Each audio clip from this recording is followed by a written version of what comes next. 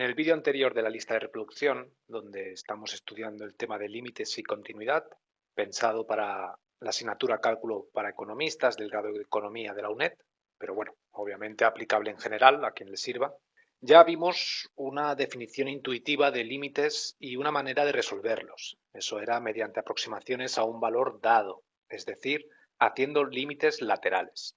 Este método es bastante farragoso y lo aplicamos solamente cuando sea necesario. Más adelante en este mismo vídeo vamos a ver ejemplos de cuándo debemos aplicar límites laterales y cuándo podemos aplicar el método que en este vídeo nos ocupa, que digamos que es el método general para resolver límites. Bien, para resolver el límite cuando x tiende a un valor determinado de una función, lo que hacemos simplemente es sustituir la x por el valor al que tiende. El procedimiento a seguir es equivalente a de calcular la imagen. Veámoslo con un ejemplo. Figúrate que tenemos la función f de x igual a x al cuadrado menos 2. Si nosotros quisiéramos calcular la imagen de esta función para x igual a 2, haríamos f de 2 y simplemente sustituiríamos las x por 2, de manera que quedaría 2 a la 2 menos 2, esto es 2, y esto implica que cuando x toma el valor exacto 2, nosotros le damos el valor 2 a la función f de x, es decir, el valor x igual a 2, nos devuelve la imagen y igual a 2, exactamente y igual a 2. Sin embargo, si a esta función nosotros quisiéramos calcularle el límite cuando x tiende a 2, es decir, calculamos límite de x cuando tiende a 2 de x al cuadrado menos 2, el procedimiento va a ser idéntico. Sustituimos las x por 2 y me va a dar lo mismo, obviamente, 2. Sin embargo, tenemos que tener cuidado con cómo interpretamos estos resultados.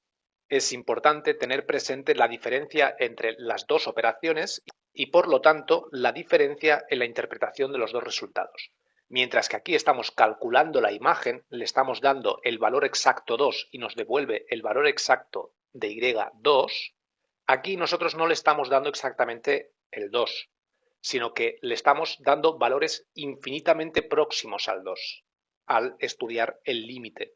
Y este valor de 2 es al valor de y al que tiende la función, al que tiende a acercarse nuestra función. Veámoslo con otros dos ejemplos un pelín más complejos. Los tenemos aquí abajo. En el apartado A, límite de x cuando tiende a 1 de esta función, pues simplemente sustituimos las x por 1, me va a quedar 3 sobre 1 menos 3, eso es menos 2, menos 1 más 5, 1 al cuadrado, 1 menos 4. Operamos por aquí, va a dar 3 medios negativo, menos 6 sobre menos 3. Igualamos denominadores, mínimo como múltiplo de menos 2 y menos 3, 6, del menos 2 paso al 6, he multiplicado por menos 3, luego este 3 me toca multiplicarlo por menos 3, me queda menos 9, y del menos 3 he pasado al 6, multiplicado por menos 2, el 6 lo tengo que multiplicar por menos 2, pero recordemos este signo negativo es menos 6 por menos 2 más 12. De manera que aquí me queda 6 en el denominador y arriba me va a quedar 3. Simplificando esta fracción, obtengo un medio. Esta función, cuando x se acerca a 1, las y se acercan a un medio. Obviamente, si quisiéramos calcular la imagen de esta función cuando x es exactamente 1, también me devolvería un medio. Haríamos exactamente lo mismo. En este otro caso, en el apartado B, sustituimos las x por 1, me dará 1 al cuadrado menos 9, 1 al cuadrado menos 1 menos 6. Estos dos términos se simplifican entre ellos, se anulan entre ellos, y me va a quedar menos 8 entre menos 6, lo cual, simplificado, me da 4 tercios. Si quisiéramos calcular la imagen de esta función cuando x es exactamente 1, me daría también esto. Bien, vamos a ver unos ejemplos en los cuales sí es necesario aplicar límites laterales, puesto que este método para resolver límites se nos queda cortos. Tenemos aquí una función f de x igual a 1 partido de x al cuadrado. Si yo calculo la imagen cuando x es 0, esto me queda 1 partido de 0 al cuadrado, lo cual es 1 partido de 0, y eso no existe. Esto no existe. Y eso es porque cuando yo sustituyo aquí el 0 para calcular la imagen de x igual a 0, no me devuelve ninguna y. Este 0 es exactamente el 0 y algo entre exactamente 0 no existe. En esta misma función, límite de x cuando tiende a 0 de mi función 1 partido de x al cuadrado es lo mismo que 1 partido de 0. Y aquí, ya adelanto una cosa, esto nos da infinito. ¿Por qué esto nos da infinito? Aún no sabemos el signo, por cierto, es decir, vamos a poner infinito y ahora necesitaríamos hacer límites laterales para saber el signo de este infinito. Pero veamos, este infinito, esta cuenta me da un valor, algo abstracto, el infinito, pero me da un valor debido a que este cero no es exactamente cero, sino que yo me estoy aproximando al cero, le estoy dando valores infinitamente próximos al cero. Uno entre algo muy próximo al cero sí está definido matemáticamente, sí existe, sí que nos da un número. Decimos que ese número es el infinito porque a medida que yo me voy aproximando al cero, yo tengo 1 partido de un número muy próximo al cero. Podéis hacer la prueba con la calculadora. Si hacéis 1 entre 0,1 os da 10, si hacéis 1 entre 0,01 os da 100, etcétera. Es decir, a medida que el denominador es más pequeño en relación al numerador, la cuenta, la división, es cada vez más grande. Como yo me puedo aproximar infinitamente al cero, pues poniendo cada vez más decimales, eso implica que la cuenta puede crecer indefinidamente, infinitamente. A medida que yo me acerco más y más al cero, esta cuenta se hace cada vez más grande. Por lo tanto, decimos que esto da infinito. Aquí valdría la pena hacer límites laterales para ver cómo se comporta mi función a ambos lados. Mientras que en los casos anteriores no es necesario, puesto que la función no me presenta ningún tipo de discontinuidad para x igual a 1, no me presenta ningún tipo de problema. Aquí, para x igual a 0 sí que me presenta algún problema. Por lo tanto, para acabar de ver cómo se comporta mi función, hacemos límites laterales. Tenemos aquí las dos tablitas. En el primer caso me estoy acercando al 0 por la izquierda y como podéis ver, los valores tienden a ser cada vez más grandes y positivos. Y lo mismo pasa por la derecha. Como podéis ver, los valores tienden a hacerse cada vez más grandes y no se acercan a ningún valor determinado. Por eso decimos que da infinito. Aquí tenéis la función 1 partido de x al cuadrado.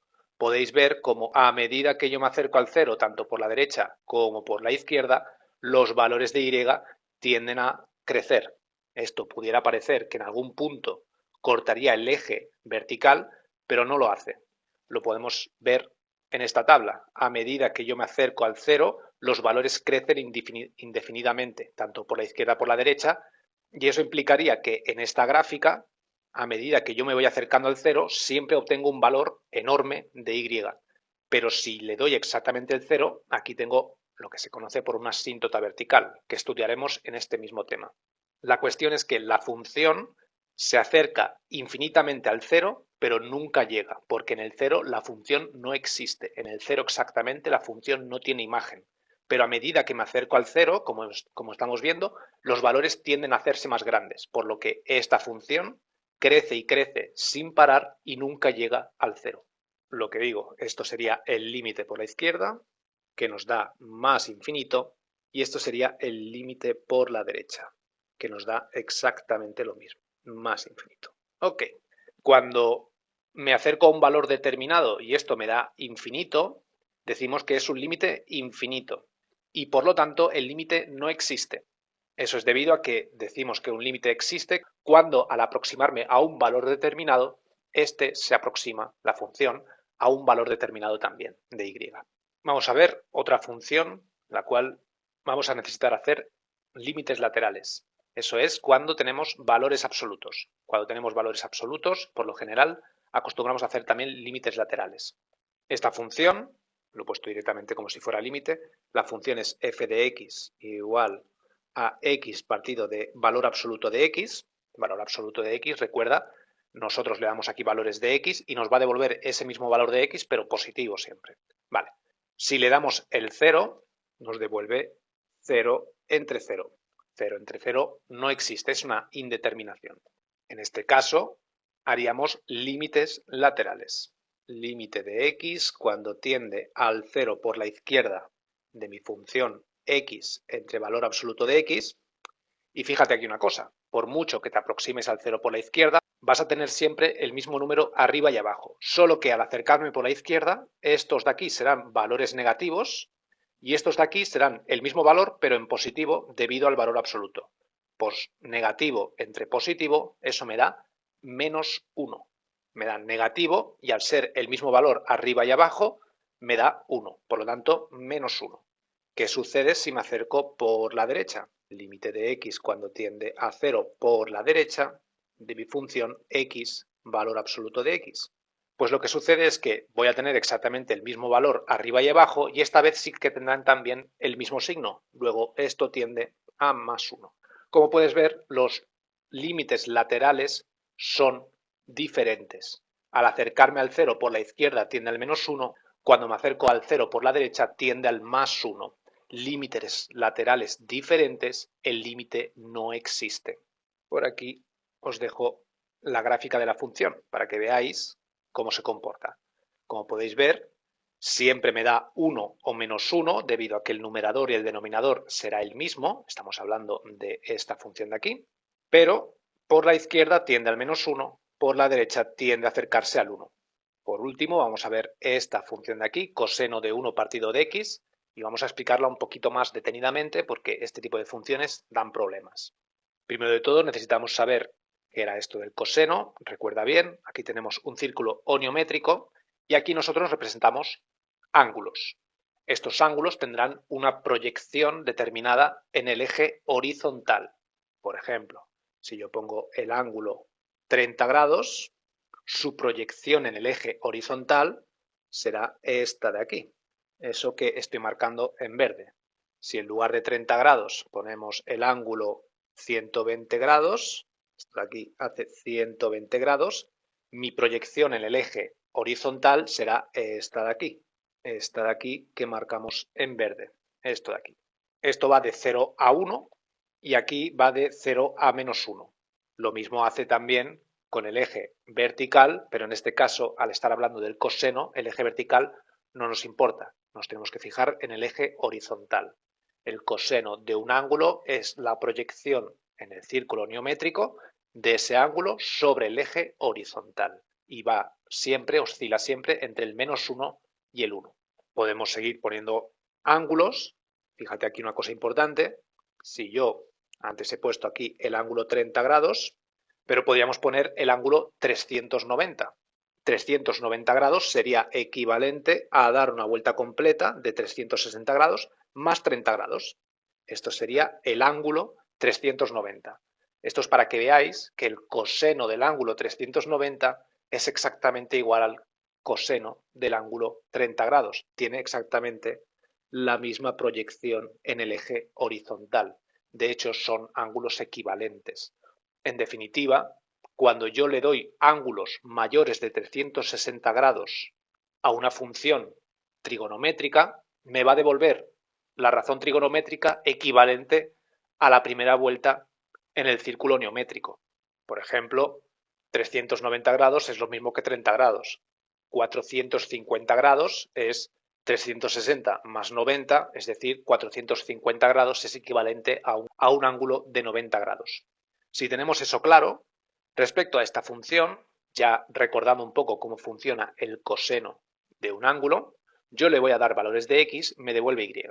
Si yo le doy el valor 0, no me va a devolver nada.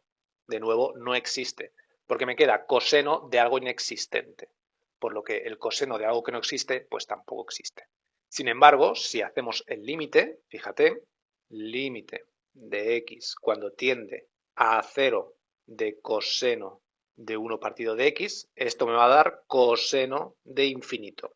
Ya hemos visto que 1 entre 0 es aproximarme al 0 valores al denominador cada vez más pequeños, cada vez más próximos al 0. 1 entre algo pequeño es muy grande. Si cada vez esto se hace cada vez más pequeño, esto se hace cada vez más grande, en definitiva decimos que tiende al infinito. Pues bien, me queda coseno de infinito.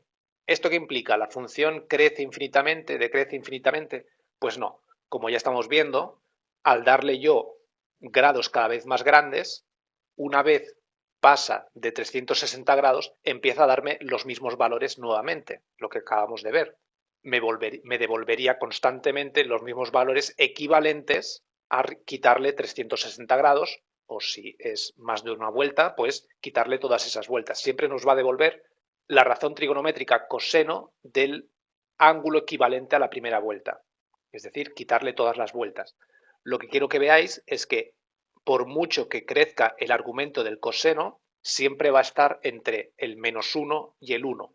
Cualquier ángulo, por muchas vueltas que le demos al círculo oniométrico que tenemos aquí, cualquier ángulo siempre va a tener una proyección horizontal entre el -1, teníamos aquí, -1, y el +1, ¿vale? Por aquí os dejo unos cuantos ejemplos. Coseno de pi medios, es decir, de 90 grados. Recuerda que en las funciones trigonométricas trabajamos con radianes. Más adelante subiré un vídeo sobre trigonometría y más o menos explicaré todo esto bien. En cualquier caso, de momento, que veáis que sepáis que el argumento, por lo general, una función trigonométrica trabajamos en radianes. Si yo quiero darle a esta función coseno 90 grados, le tengo que dar pi medios, porque es la equivalencia. Si quiero calcular en radianes cualquier grado que se me ocurra, simplemente tenemos que recordar la siguiente equivalencia. 2pi entre 360 grados es lo mismo que un grado. Esto es en radianes y esto es en grados. Que quiero en radianes el grado 43, pues cogeríamos esta expresión y la multiplicaríamos por 43. Que quiero el de 92, pues cogería esta expresión y la multiplicaría por 92 y obtendría en radianes ese mismo ángulo. Y ese valor en radianes se lo damos a mi función y me devolverá el coseno de esa equivalencia en grados. Pues bien, coseno de pi medios es lo mismo que coseno de 90 grados, me devuelve el cero. Como puedes ver, me voy aquí al círculo oniométrico, ángulo de 90 grados es este de aquí que marcamos en azul y la proyección sobre el eje horizontal es inexistente, no existe, por lo tanto es cero. ¿Qué pasa si le doy una vuelta completa? Es decir, hago 90 más 360 grados. Esto sería hacer una vuelta completa y luego ponernos aquí. Pues si calculamos 90 más 360, 90 es pi medios, 360 es 2pi, lo sumamos y ese coseno es lo mismo que el coseno de 450 grados. Lo mismo, me devuelve el cero y puedo dar las vueltas que quiera. Aquí he dado otra vuelta más, 2 vueltas en total. Aquí hemos dado 3, aquí hemos dado k vueltas, un valor indeterminado. Da igual qué valor sea k, qué cantidad de vueltas completas haga, es lo que significa aquí, esta es la restricción, que las vueltas tienen que ser completas, si no ya no es un ángulo equivalente. Esta restricción lo que viene a decir es que k tiene que formar parte de los números enteros, el 1, el 2, el 3, el 0 y los números negativos. Mientras k sea un número entero, esto será una cantidad de vueltas completas que se le sumará a 90 grados y como da igual el número de vueltas que hagamos a partir de 90 grados, que siempre acabaremos en la misma posición en el círculo oniométrico, cuya proyección en el eje horizontal es inexistente, pues me da siempre 0, 0, 0, 0. Espero que se entienda. Por lo tanto, ¿cuál es el límite de coseno de infinito? El coseno de un ángulo que cada vez es más grande no va a ser un coseno mayor, sino que va a estar siempre oscilando entre el +1 y el -1.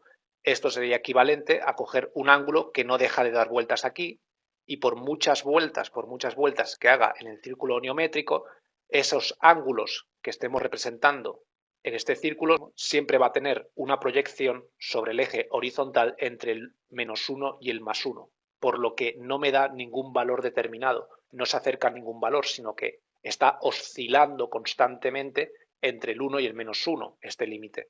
Lo veremos más claro con una tabla de valores. Vamos a hacer límites laterales para ver cómo se comporta esta función.